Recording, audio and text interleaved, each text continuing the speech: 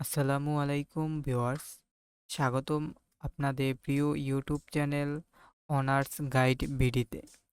আজকের ভিডিওতে আমি আপনাদের জানাবো অনার্স ভর্তি 2025-এর সেকেন্ড মেরিট রেজাল্ট নোটিশ সম্পর্কে গুরুত্বপূর্ণ আপডেট।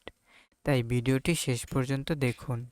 জাতীয় বিশ্ববিদ্যালয়ের অনার্স প্রথম বর্ষ ভর্তি কার্যক্রমের দ্বিতীয় মেধা তালিকার ফলাফল 21শে মে 2026 তারিখ বিকেল 4টায় প্রকাশ করা হবে।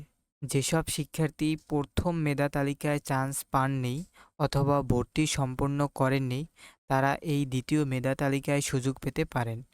রেজাল্ট প্রকাশ হওয়ার পর শিক্ষার্থীরা জাতীয় বিশ্ববিদ্যালয়ের ভর্তি ওয়েবসাইটে গিয়ে তাদের অ্যাপ্লিকেশন, রোল এবং পিন নাম্বার দিয়ে লগ ইন করে ফলাফল দেখতে পারবে।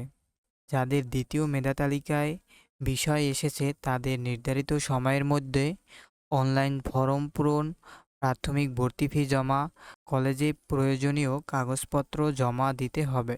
নির্ধারিত সময়ের মধ্যে ভর্তি সম্পূর্ণ না করলে ভর্তি বাতিল হয়ে যেতে পারে।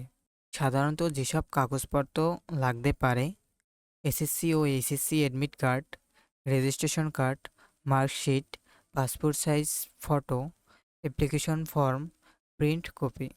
এছাড়াও মাইগ্রেশন সংক্রান্ত তথ্য ও পরবর্তী রিলিজ স্লিপের আপডেট জাতীয় বিশ্ববিদ্যালয়ের পরে প্রকাশ করবে।